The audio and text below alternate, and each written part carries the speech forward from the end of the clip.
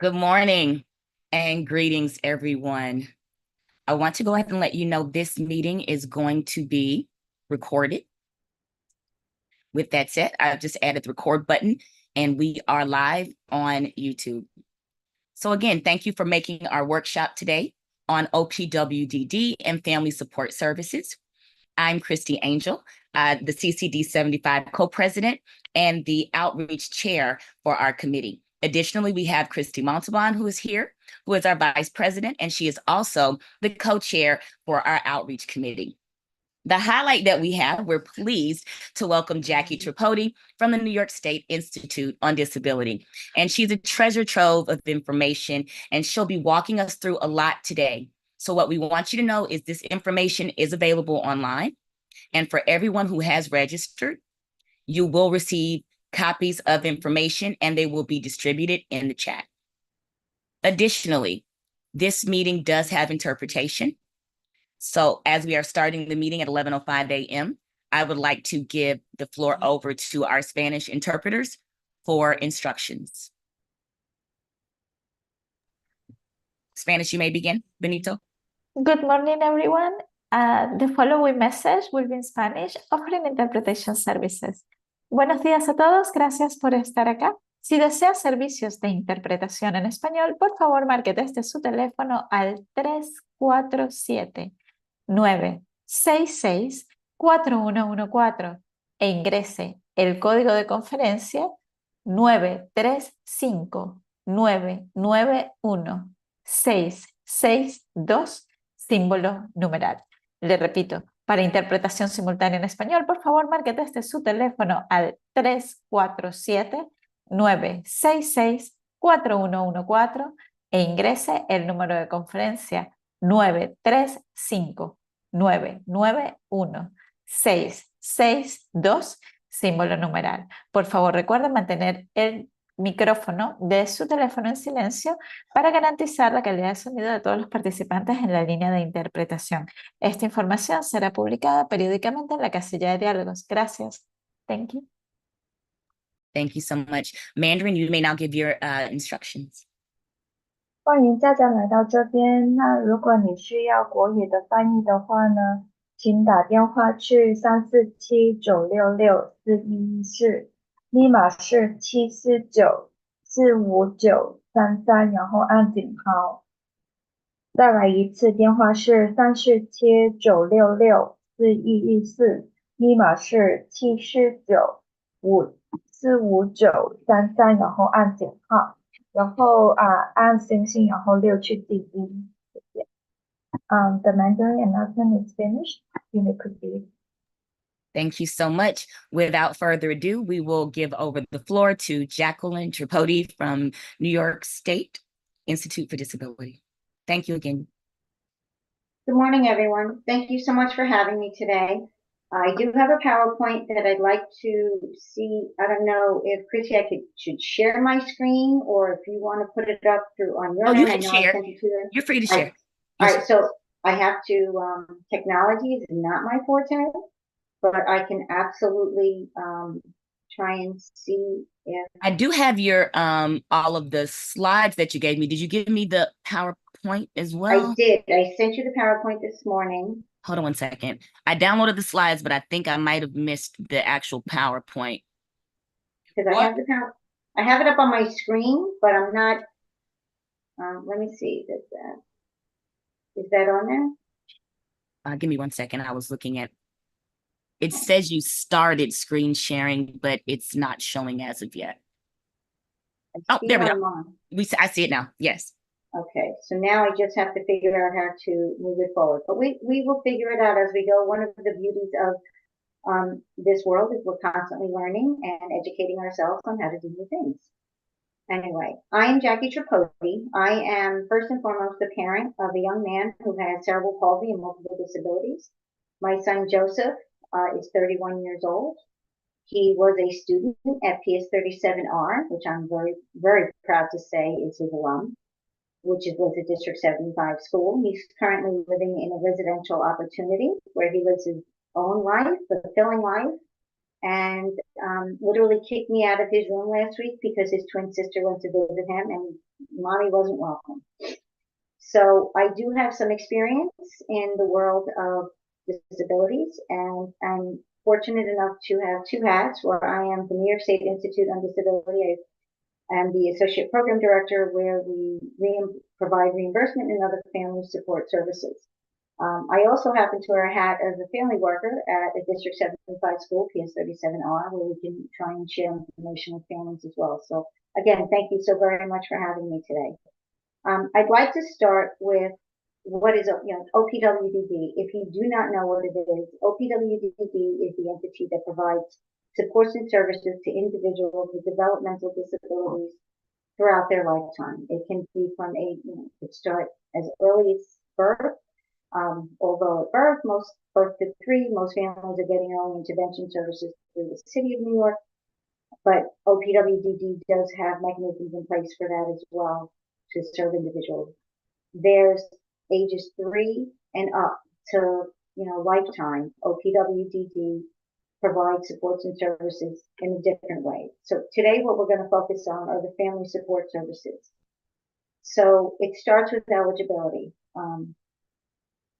Most employment, okay, I don't know how I can change this. I think if you press the enter button or the you see at the bottom. There you go. See, I'm learning. Thank you. Welcome. So we're going to start with, this is pretty much the information that I'd like to share with you today.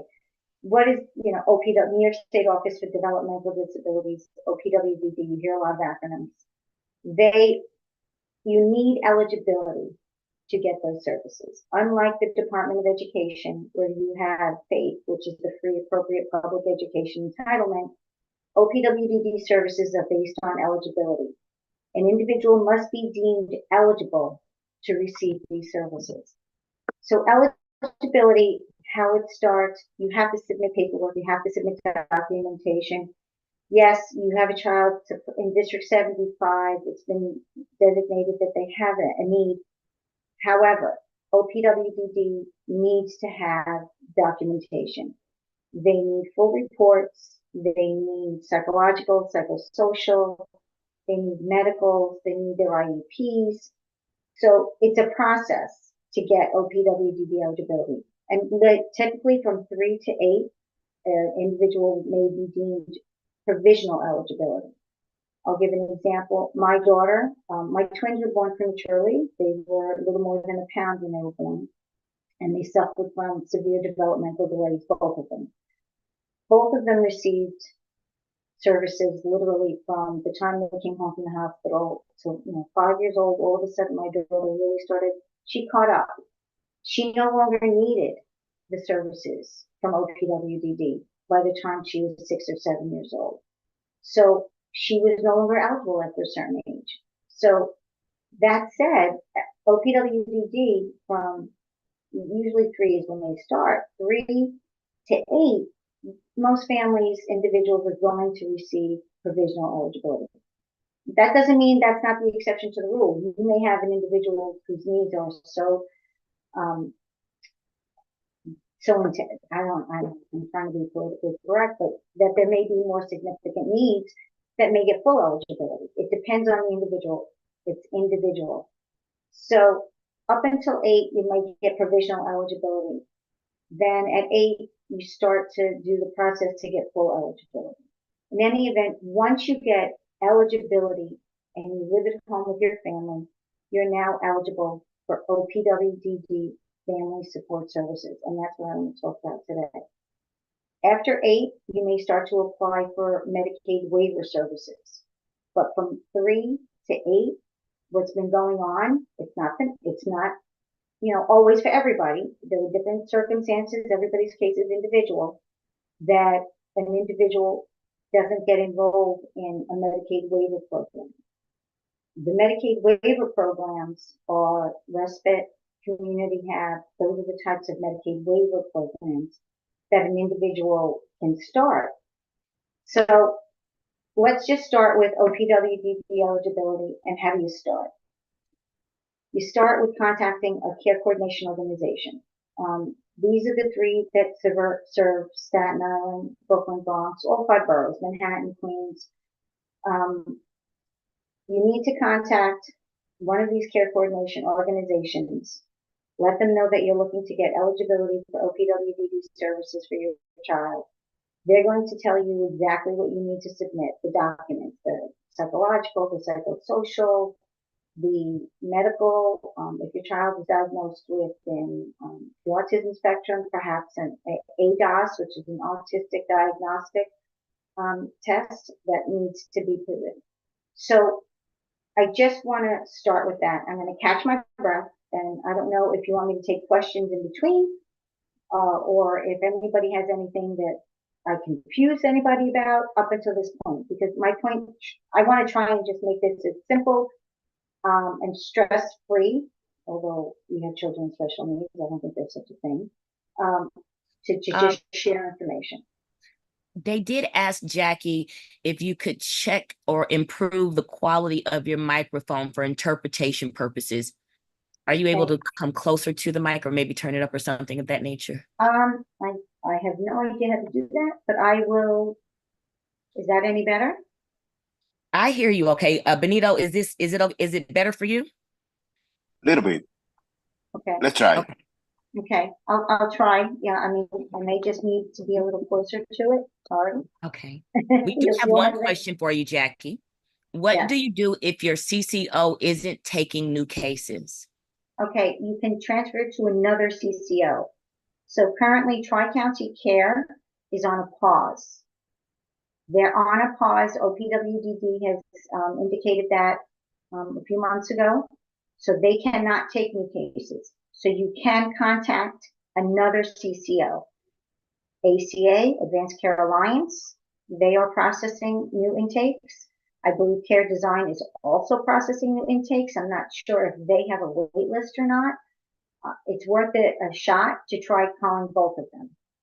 You would also, when you talk to them, they're going to tell you about the front door videos that you would do. These are all steps to taking OPWDD eligibility. And as I said, OPWDD eligibility is that you can be eligible, and most importantly, for the family support services. Your individual needs to live at home with a non-paid caregiver. So with a non-paid caregiver, what that means is that if the family member receives CDPAP services and payments, they're not eligible for family support reimbursement. They can access other services, but not the reimbursement. So just so that everybody is clear, CDPAP, if it's a family member who receives that payment, the individual would not be eligible for reimbursement, but they may be eligible for other family support services. So what are family support services? It's here to provide programs and supports to individuals to keep their individuals living at home.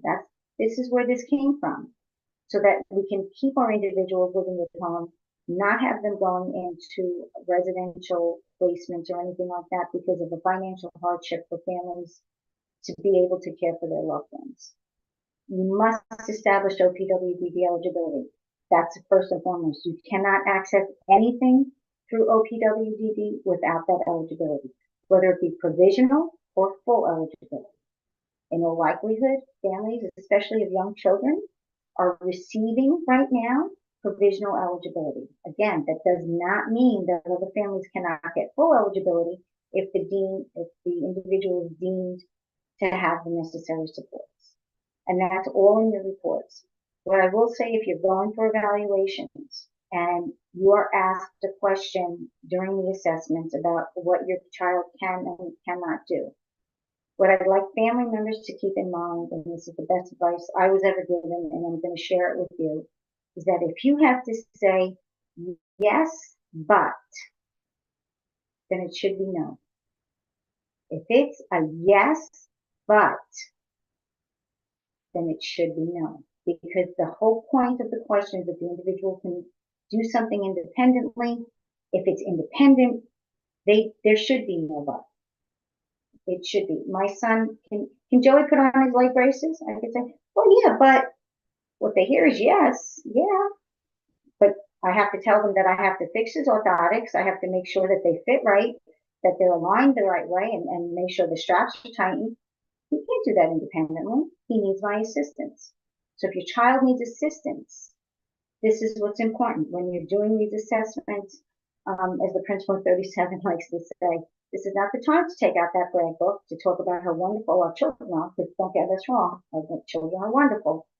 But when you're doing your assessments to get OPWDD services or any services, they want to know the real deal on what support your children need. And if you have to say yes, but, it should be no. This is my experience. As you can tell by the wrinkles around my face, I've been doing this quite some time. An individual does not need to be enrolled in Medicaid waiver or have Medicaid to access most family support services. If they are enrolled in OPWDD waiver services, they can receive different services through OPWDD, the waiver respite programs, home modifications, that's done through ADAPT, parent training, some clinical services. Some families can get additional OT or PT services at home in addition to your mandated IEP services. Again, you do not need to be enrolled. Or NICE provides the services who do not have Medicaid. We can do the crisis management. We do evaluations for individuals who do not have Medicaid who are trying to get OPWDD services. Because I was like, okay, where do I get the evaluations from? OPWDD will give you a list, or Care Coordination will give you a list. AHRC is on there, YAI is on there. You can go to CUSAC. You know, there are many, many places that you can access it if you do not have Medicaid or if you do have Medicaid. So there are two different lists. Some agencies like NICE has a contract to provide the services for individuals who do not have Medicaid. So we can do those free evaluations. We can help send you the reports to help with the establishment of OPWDD eligibility. And OPWDD eligibility can take 3 to 6 months. It doesn't happen overnight. It is a process. And I tell families to please, it's worth the process. If you start now, see what you need, and as your children get older, it evolves over into day services, employment services, individuals who live either in a residence or live independently with the support, even that self-direction that everybody likes to talk about. And, so these are some of the things. So you do not need that. Does anybody have any questions about this? I have the link on this PowerPoint and I did share it. Christy, you can absolutely share the PowerPoint. I have, I'm all about share, that's fair. Okay. We put it out there. So there's the link there that explains what family support services are as per OPWD. That's right to their link. But in order for a family to get OPWDD family support services, they must be deemed eligible and live at home with a non-paid family member or caregiver. So even if they live with mom, dad, grandma, grandpa, aunt, uncle, whoever that family, that's the family unit that they reside with, they can have receive OPWDD eligibility. And there are the different programs, whether if they have Medicaid waiver or don't have Medicaid. Either way, you can receive. As long as you have eligibility, you could receive the family support services. In each borough, there is a developmental disabilities council. I encourage you all, whichever county you reside in, to please reach out to them.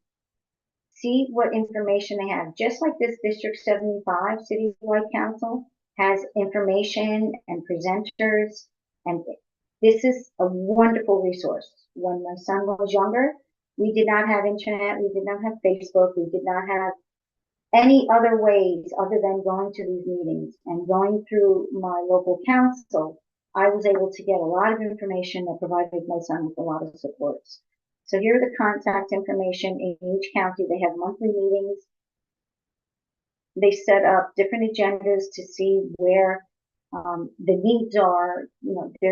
In each county, there's also a family support advisory council that really talks about what the family support services are, the monies that are allocated, what are the priorities. There's recently been a conversation about a priority, a new request for proposal. They call them the RFPs. for different services that there are funds available for agencies to tap in. You know, what do you need at home as family members? You know, here we are on a 4-day weekend.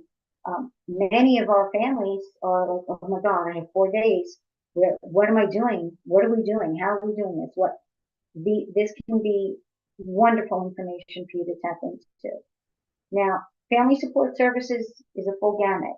You have services that don't require Medicaid or Medicaid waiver. You do have services that have Medicaid waiver. A lot of the family support respite programs many, many years ago were transitioned into a Medicaid waiver program. So right now, families who are getting family support OPWDD eligibility, their ages 3 to 8, the state is telling them, well, go access your family support services. What's really disappointing is that most of the programs downstate in the 5 boroughs were waiverized many years ago. So families, because they're not getting enrolled in the waiver right away, and they're being told to use family support services to get the respite and all that, there's minimal opportunities for that. So attached here is a list, and I believe the Brooklyn Council has this as a link. I think they had all the guides, but every borough has their own guide of supports and services that's provided with family support. So I encourage you to check your family support guide within your county and see. Now, if you have any questions and you don't know who to contact, every county has a family support coordinator. They call them, they're in the Developmental Disability Regional Office, the DDROs. I don't know if you've heard that term or if not heard that term. These are the contacts. So when you're looking to get information, or if you have a question about something that's related to family support in your borough, these are the people that you could reach out to. This is public information. I'm not sharing any state secrets. This is on the websites. And every single one of these individuals, these ladies, are extremely helpful. They're knowledgeable. If they don't have the answers, they try to help you get the answers, just to know what's in your county that you could access. So that you can call up, Crystal in the Bronx and say, Crystal, I'm trying to find out, how do I get, a respite program? She may tell you what she knows, who she has available, who has current contracts, or she'll defer you, a good chance, to the Disability Council or the Family Support Advisory Council, because they're in the know. But these are your state representatives that you can reach out to for questions. So I wanted to make sure that you all had that information. You'll notice Janet Davis is in Manhattan and Staten Island, so now she's got both those counties. And they are extremely kind to get information for you. So I wanted to make sure that I gave you that information as well. Just a quick, but before I go on, did anybody have any questions or anything? Did I, go too fast for anybody? Was I unclear on something? Because I really want to make sure that as we move along, I don't have people like scratching their heads saying, what'd she say? What? Huh? That doesn't make sense. Jackie, we do have one question in the chat.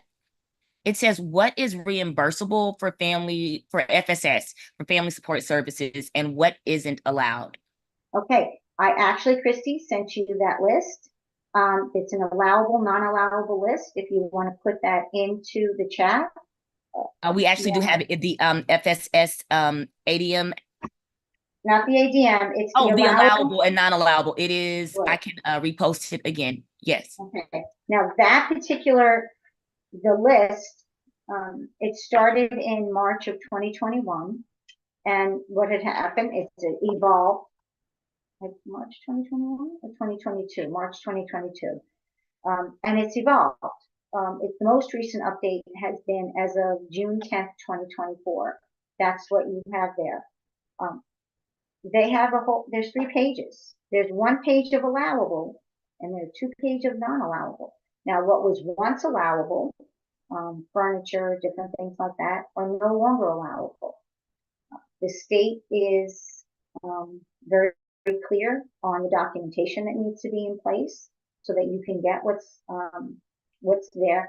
it's about what costs are being incurred because your child has a developmental disability. It's not, well, you're entitled to these it's a $3,000 max for a reimbursement per fiscal year. It's not that you're, oh, good, I get $3,000. I can, just get my kid clothes because they outgrew them. Well, if your kid didn't have a disability and they outgrew them, you'd have to buy your kid clothes. And that's really the reality. However, if you have to buy your child clothes, I have a son with cerebral palsy. When he feeds himself, he's got food all over him. And just yesterday I picked him up. He had his lunch all over him. He's 31. He's not wearing a bib, but we're trying to work on hand coordination. His clothes have to be washed frequently. I have to constantly buy him shirts. This is an expense that I've incurred because my son has a developmental disability. The point of reimbursement is that you get reimbursed for expenses that you've incurred as a result of your child's developmental disability. I mean, it could include classes like karate, swimming, dance, so that because if you have a child who needs assistance with those gross motor and fine motor skills, or if you have a child that needs to socialize, because the socialization is a big piece of what the developmental disability diagnosis is. So just keep in mind that the state isn't just going to say, sure, here's money, here's state dollars because, your kid has a disability. What they're saying is that because your child has a disability, you've incurred these charges, we want to help you. But we need to know why, we need to know how, and we need to document that because these are state dollars. So the list includes, different things. They just brought back noise canceling ear coverings, the headphones. 3 months ago, they were not allowable. Now, as of June, online, now it's 6, okay. 10 months ago, they were not allowable. I forget that we're in October already. In June, it became allowable. So these are going to be constantly updated. The paperwork that I gave, I have a link to the family support services that you can access all of this information as well. It is public knowledge. I hope that answers the question about the allowable and non-allowable. And I'm going to just go on to what NICET offers. Our free home evaluation, in-home evaluations are done in the Bronx, Brooklyn, Queens, and Staten Island. We cannot provide the evaluations in Manhattan. Our contract does not include Manhattan. We do crisis management services. We can do that in the Bronx, Brooklyn, and Queens. We cannot do that in Manhattan or Staten Island. Again, our contract does not cover that. Reimbursement can be done in all 5 boroughs. It could be reimbursement for goods and services. It could be reimbursement for respite services, and it could be reimbursement for camp services. And I have documentation that we can share how that breaks down on what documents are needed as well. We can do our recreation outings tickets. This is such a fun thing that we have, and it's unique to NICET as part of the family support services. When the state is telling families who have just provisional eligibility, they do not have Medicaid waiver, they're telling you to access family support services for respite or something.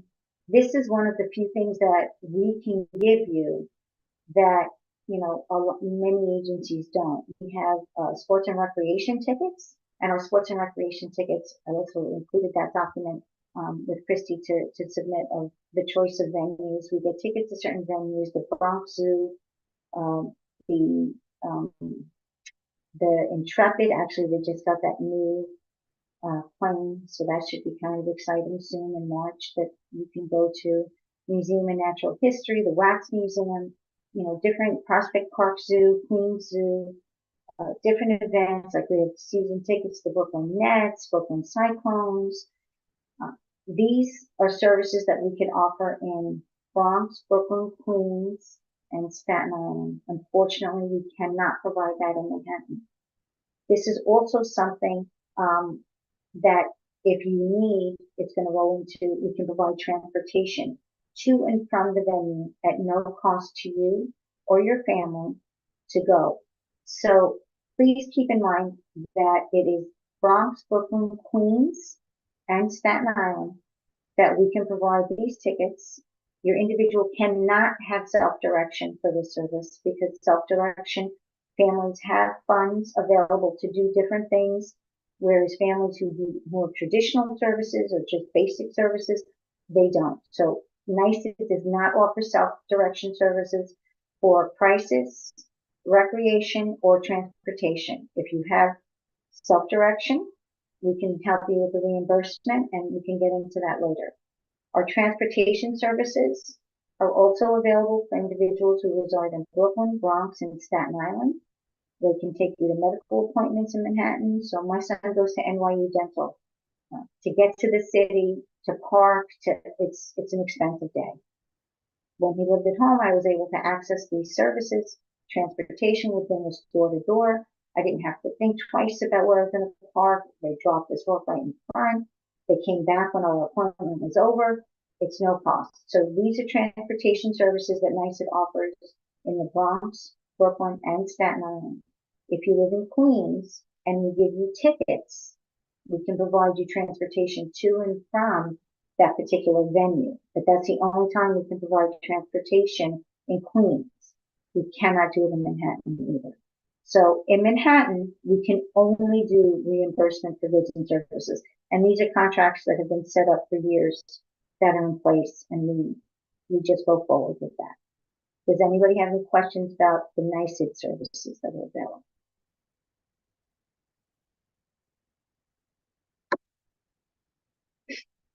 Checking the chat for you now. While I check the chat, can we check in with our Mandarin and Spanish interpreters to see if we have any questions on that side?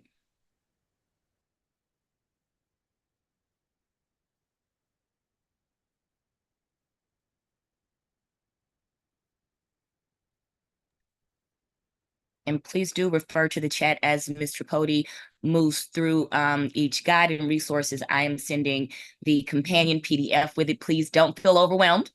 This is just access to read along or to have with you now. We will also make sure all of these items are emailed out and are accessible to you. Spanish and Mandarin, do we have any questions on your lines? There are no questions in the Spanish line at this time. Okay, we have no questions in the chat. Do we have any questions on the Mandarin line? No question for the Mandarin line also. Okay, Jackie, you have the floor. You may continue. Thank you so much.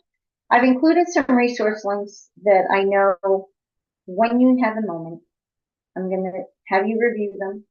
There is the OPWDD main website. That'll give you, you're going to get blasted with information. The front door, that's something that's needed. It's not mandated anymore. They encourage you to see the front door videos. And I would recommend that it's something worth looking at so that you can get an idea of what services OPWDD has to offer your child once they have eligibility. Again, the family support service link to give you a little bit of a background about it. The guidelines for OPWDD reimbursement. This was the new administrative memo that came out that really changed the dynamic of reimbursement. So many families may have been like, oh, I used to be able to put in for clothes every year and I'd get back, and now I have to do justifications and I have to do all of this. So just understand these are the guidelines. There's information about respite services. So if you have overnight respite or you need overnight respite, my son used to go to AHRC's overnight respite. That's how we started to transition him to go live independently and live in a residence. And it was very helpful for him and myself. I'm not sure if their respites are still in place. You might want to just check the family support guide or contact the different agencies. But there are programs that are available to help you. So some families, if God forbid there's a hospitalization for somebody who lives at home, and we need to make sure that our loved one is cared for, but there's no one there. There are these types of services. There's crisis prevention services that if the family is in crisis, and some children have a hard time coping and dealing with things, and the word behavior comes up a lot. These are different resources. One of the other ones, Parents Parent New York State has a family support contract that provides support to families. They have many support groups. They have actually a Chinese speaking support group. They have a dad support group. They have a support group for individuals considering residency. They have a support group for individuals who have children who are teenagers. This is a network of information that really can be very helpful. When my son was younger, parent to parent, I was able to speak to another mom who had a child with cerebral palsy, and she was able to really help me through a very difficult time when I was trying to cope with my son needing all this equipment. When am I going to put this equipment in the house? What am I going to do? How am I going to do this? And it really just gave me something. And I need to share it with you because they are such a resource of information, and there's so many compassionate people. They match you with a parent who has an individual who has similar disabilities or maybe something that you're going through. They have different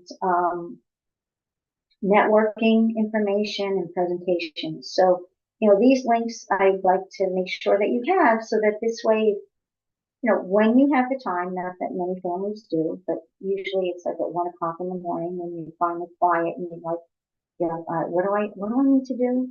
These could be hopefully some helpful links to you. So I have our frequently asked questions because I know I've been on enough of these Zooms that people, they know the questions, but they don't know the questions. Should I ask this question? I don't know. So I put it out there for you. One of the first things that comes up is that people want to know, how long does the reimbursement process take? Well, that depends upon the agency that's receiving the required documentation. When you're doing a reimbursement, you need to have all of the documentation that an agency is requiring to do so. I did include NICEAD requirements, and these are the same things for most agencies. Most importantly, you're going to need the OPWDD application filled out. For NICEAD, we ask you to fill out the NICEAD reimbursement request form because that answers questions that we have to answer to the state. It needs to have a justification. Whether or not, if it's clothing or sensory items, you may need a clinical justification. So that justification needs to be in place. You need the finalized individual life plan that includes why that individual is looking for reimbursement. How is it related to the disability? Is the program that you're choosing, whether it be NICEAD, HRC, AVSP, whomever is providing that reimbursement for you, ADAPT, are they listed in the life plan? I sent that checklist as well. That's something that we can add to the chat. We need the receipts that are dated within the current fiscal year. That has to be part of the packet. So all that said and done, once an agency has all the required documents, they then meet with a committee, a family support advisory, that family support committee that reviews all the applications. That meeting has to be scheduled. The information has to be entered upon a tracker that has to be then submitted to the state. The state then has to review it. I can tell you from personal experience, it could take 6 to 12 weeks. Or if everything, and then, if the ducks are all lined up and, all the stars and moon are aligned, it could happen within 4 weeks. But you need to make sure. So the process for reimbursement can take some time or it can be quickly depending upon the information that's submitted to each agency. Families ask, can I apply for reimbursement more than once? The answer is yes. You can apply for as many times as needed within a current fiscal year, as long as you don't go beyond the maximum $3,000 that's allowed per fiscal year. We are recommending that you try to stick with one agency and not shop around for every, I'm going to go to ADAPT, I'm going to go to NICEAD, I'm going to submit all these, because the state has to make sure what you're getting. So if they have to check every agency, then that's going to prolong the reimbursement. What is the fiscal year? Downstate, within the 5 boroughs, our fiscal year is July 1st to June 30th. So for example, this year, it's July 1st, 2024 to July 2025, June 2025, I misspoke. That's our fiscal year. All the receipts must be dated within the current fiscal year, preferably within 90 days of the purchase, so that we can provide the reimbursement.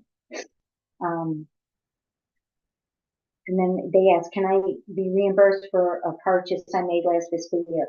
I'll tell you, this is the hardest part because families make purchases on June 30th or June 28th. And then they figure, okay, I'll put the application in. July 1st started a new fiscal year. We would not be able to do that reimbursement. And so that, when you get close to the end of June, July, that's where it's a fuzzy line for some families to not understand. Like, well, I have until June 30th. The state, agency has to process the application. It has to get in. So it's truly, you want to get your applications in prior to at least by June 15th in order to get that process within June 30th. Because remember when I said about eligibility, opportunity, and funding, if by the end of the fiscal year an agency no longer has that funding available, you're not going to get the reimbursement. So just for that to keep in mind, is there an appeals process for a denied application? Because we have applications that have been submitted that have been denied. And yes, there is. You can appeal with the contacting the family support coordinator in your borough. I sent you that information. Absolutely, you can do that. People ask, is there a maximum per family? What if there are multiple individuals in the household with Opwdd eligibility? The maximum amount is per individual, not per family. So I have a friend who has twins, and both of them have Opwdd eligibility. They could apply for each individual. It's not per household. It's not per family. It's per individual. That's what the maximum $3,000. Can I apply for FSS reimbursement if I have self-direction? Yes, you can, as long as your budget indicates an FSS agency as a direct provider purchase and its improved budget. No, if the individual is over 18 and requesting for clothing reimbursement. And I say that because for individuals who are over 18 in their budgets, there can be an allocation for reimbursement for funding for clothing. So the state will not approve a reimbursement submitted to FSS for that. Can I apply for tickets and transportation if I have self-direction? No, NYSA does not provide tickets or transportation to individuals that have self-direction. And the same applies for the crisis management. For NYSA, NYSA cannot provide the reimbursement, the crisis management service if you have self-direction. However, other agencies may have the opportunity that they could do that. So you would check, I would refer you to your family support advisory guide to see who could do that. So those are the frequently asked questions in case nobody wanted to come up with, putting it in the chat. I wanted to try and be helpful with that. I have all of the You do have a couple in the chat. Do you want me to give you those questions really quickly? Please, yeah, if you don't mind, absolutely. Okay. I did see one person ask, and this will bring us back a little bit. They had stepped out for a moment. Does NYSID serve outings for Manhattan residents? No, we cannot. Okay. No, we cannot. Manhattan, well, that's not in our contract, unfortunately. Okay. The next question is reimbursement. Is reimbursement done calendar year, January to December, or fiscal year, July to June? It's our fiscal year. It's July 1st to June 30th. That's within the 5 boroughs. If you live in Long Island or in any of the other Westchester County, upstate New York, they are January to December. But the 5 boroughs, the fiscal year is July 1 to June 30th.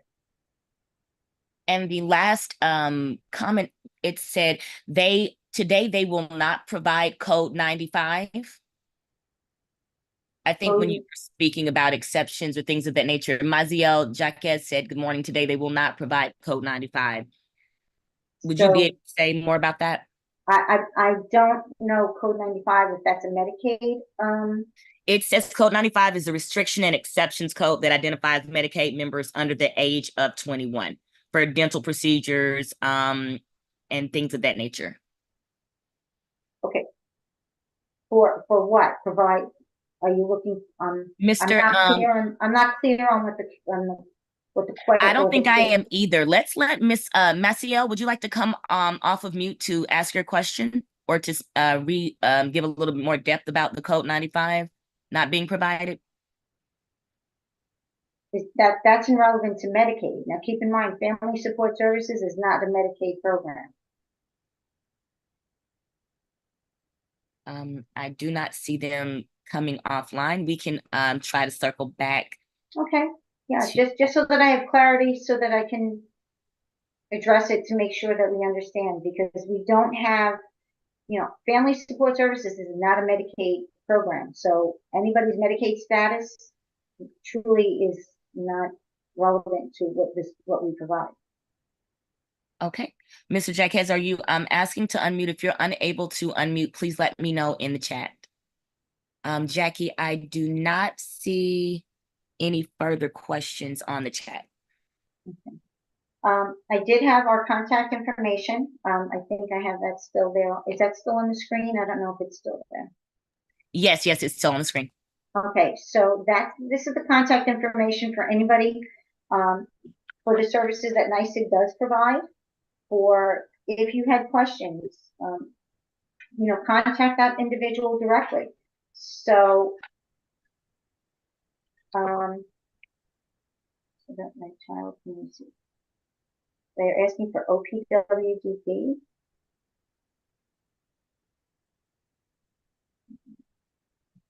I don't quite understand that, and I'm sorry if I don't. Oh, I guess she needs to figure out where she gets that code 95 from. But code 95, and is that a Medicaid code? Because it is a Medicaid code. It is a Medicaid code. Right. So you could, I don't know if she's working with the care coordination organization, that they could help with that type of that question. And that's just for OPW. I'm going to make an assumption that's for OPWDD Medicaid waiver enrollment, not eligibility. Eligibility has nothing to do with an individual's Medicaid status. It's their child's eligibility to receive OPWDD services. I have on our last page, who do you contact for crisis management at NYSEG? That would be Juliet Hawkins. If it's request for evaluations, Elizabeth Sunshine. Reimbursement would be myself. My cell phone number is there as well. Sports and recreation tickets, my colleague Sarah Alton. She helps with all of that. And transportation services, our transportation coordinator, John Brady. So these are who you can contact, and we would be more than happy to help you however we can, and just go from there. And does anybody else have any other questions? Was there something that I missed that maybe somebody else said? That code 95 is important because that's going to be if they're looking to enroll in Medicaid waiver and to get OPWDD Medicaid waiver services. So that's absolutely important. That's something that I would take to their CCO. They're working with the CCO and have them assist them with that. But as I said, eligibility for OPWDD services, it's not based on an individual's ability to obtain Medicaid or not. It's if their individual is deemed eligible for those services. Okay. Thank you so much, Jackie. This has been extremely amazing information. I'm going to go back and rewatch this for myself, just to make sure we can pull up and capture a lot of this stuff, to have it on our website, and to make sure it's accessible to the people who were here and those who were not. There was a person who asked in the chat, would this be available? It's actually live streaming on YouTube right now, so it's available right now. We are also going to edit it and move it to a Zoom, so it's living on our website as well. But if you do want to grab this entire recording, it is currently available. The link is in the chat.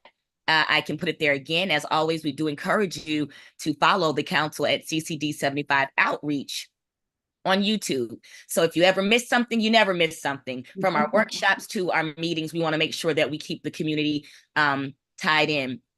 With that being said, I want to thank every one of you for coming to this, to be able to be informed. And Jackie, thank you for your wealth of knowledge and your willingness. We will make sure to get the PowerPoints out.